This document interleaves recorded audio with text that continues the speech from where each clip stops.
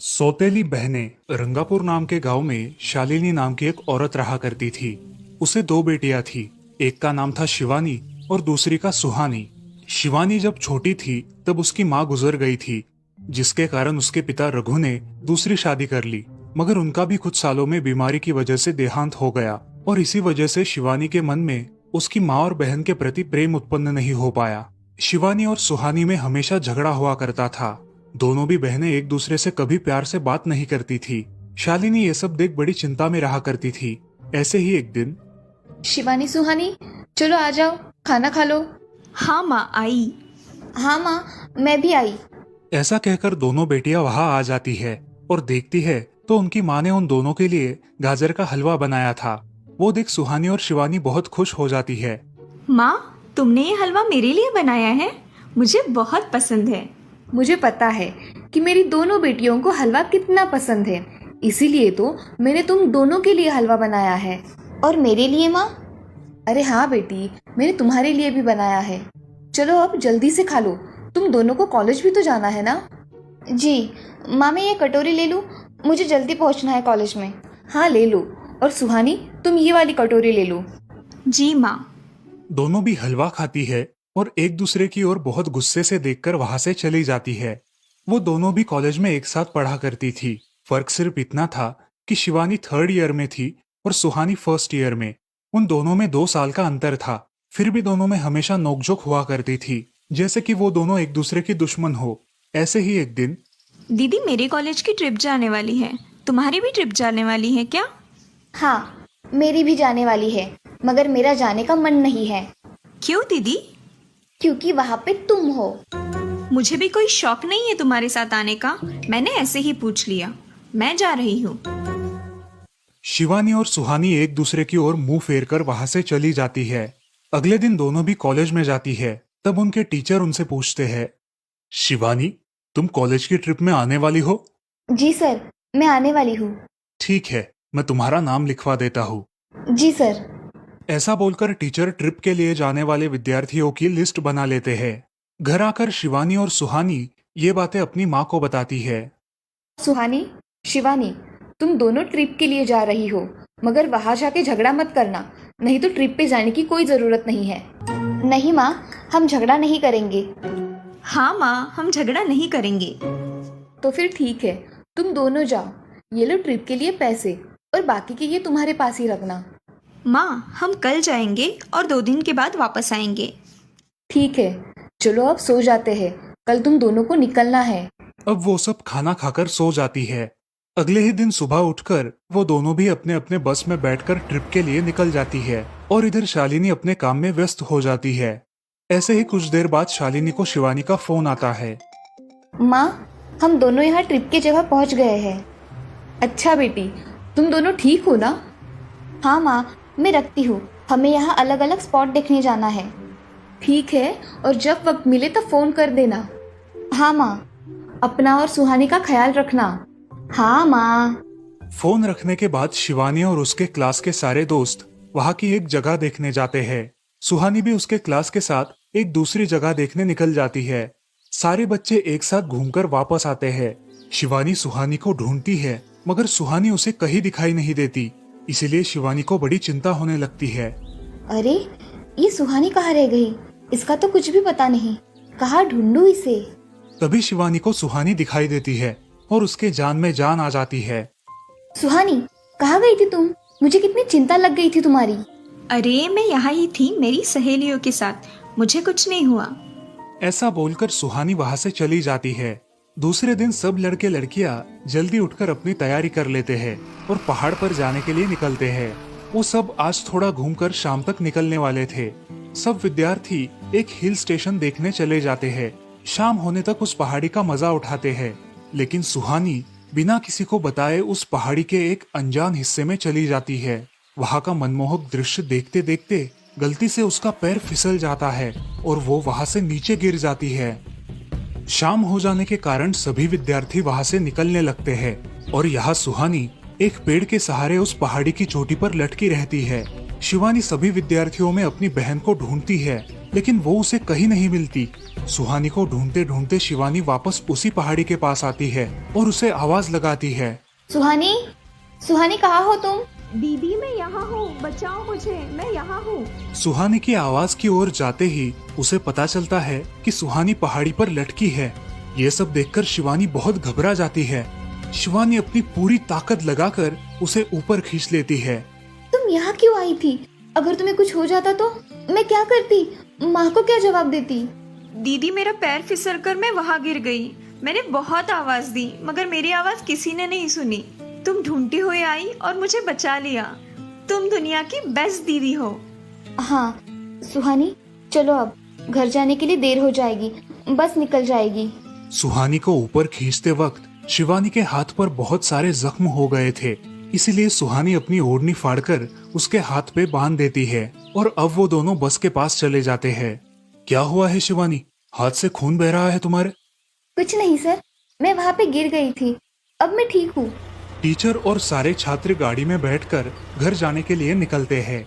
घर आने के बाद शिवानी सारी हकीकत अपनी माँ को बताती है और वो सब सुनकर माँ दोनों को गले लगाकर रोने लगती है।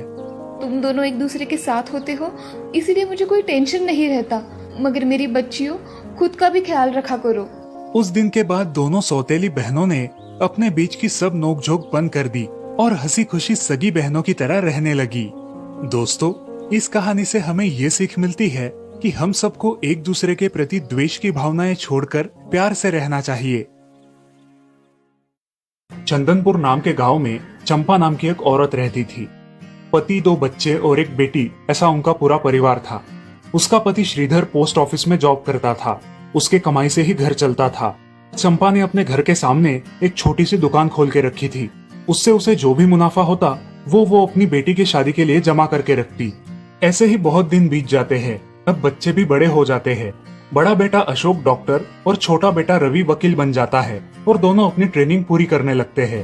एक दिन उनकी बहन ज्योति के लिए एक अच्छा रिश्ता आता है और ज्योति की शादी पड़ोस के गांव के सरपंच जी के बेटे से हो जाती है। ज्योति बहुत ही कामचोर और गुस्सा करने वाली होती है। इसी कारण उसके ससुराल से उसे निकाल दिया जाता है। वो अपने पति को लेकर अपने मायके रहने आती है। अब चंपा का जमाई दुकान चलाता है और चंपा और ज्योति आराम से वहाँ रहती है। अरे ज्योति, जरा अपने कामचोर पति को कुछ काम करना क्यों नहीं सिखाती हो? कुछ काम का नहीं है वो।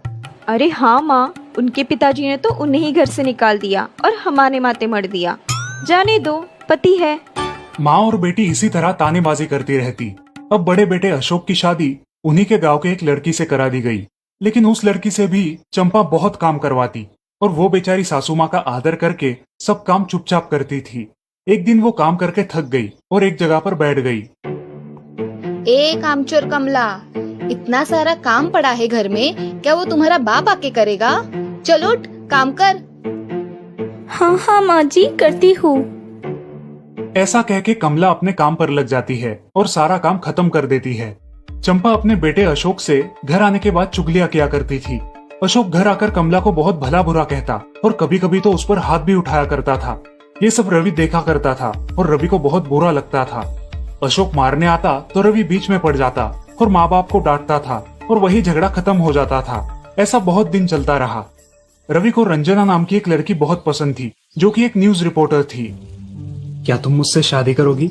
मुझे तुम बहुत पसंद हो।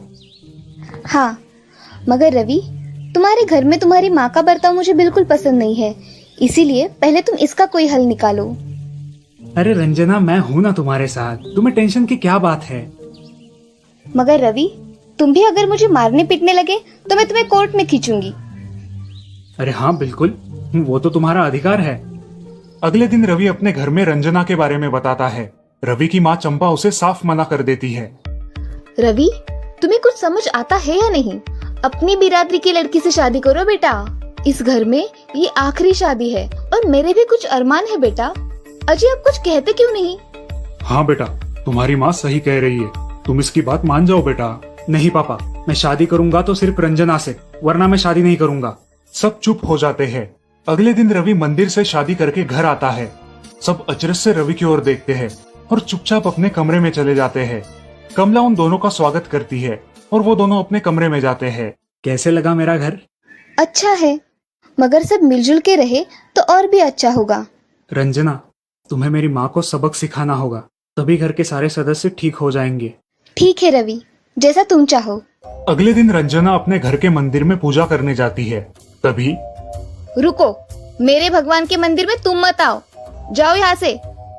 ये कहकर सास रंजना को वहाँ से भगा देती है और घर के किसी भी काम को करने से मना कर देती है। तब क्या माँ जी, आज से मैं इस घर की बहू हूँ।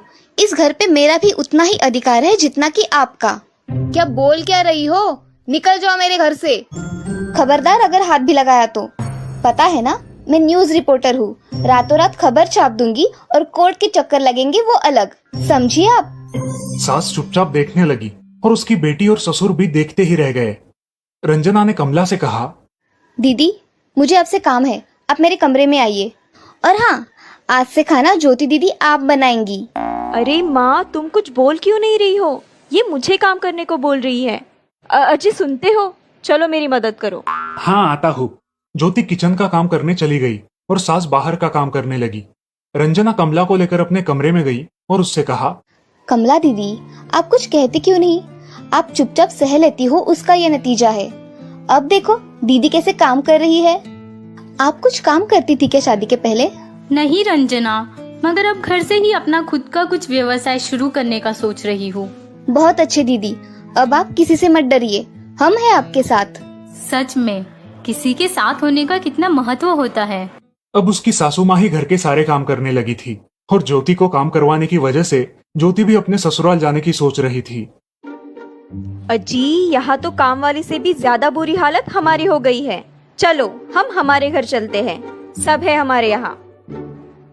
अरे रे, आप कहाँ चली? अभी भी काम बाकी है। ज्योति का पति रंजना से धन्यवाद कहता है और ज्योति को लेकर अपने घर चला जाता है। अब सासू माँ एक दिन पूरा काम करके इतना थक जाती है कि उसके बदन में बहुत दर्द होने लगता है।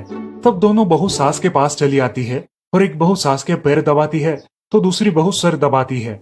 सासू माँ उठकर रोने लगती है। मुझे माफ कर दो मेरी बेटियों, अब से कभी ये गलती नहीं होगी। सास को उसके किए पर पछतावा होता है और ये देखकर घर के सभी सदस्य बहुत खुश हो जाते हैं। रवि और रंजना भी बहुत खुश होते हैं। वाह बहू, जो आज तक नहीं हुआ वो तुमने करके दिखाया। बहू हो तो ऐसी। रंजना अपने बर्ताव के बदले माफी मांगती है और अब सब लोग खुशी खुशी रहने लगते हैं। तो दोस्तों, इस कहानी से हमें ये सीख मिलती है कि हम सब मिलके परिवार बनता है और हम सब परिवार का महत्वपूर्ण अंग होते हैं। परिवार के काम मिल बांट कर करना ये हमारी वैयक्तिक जिम्मेदारी है।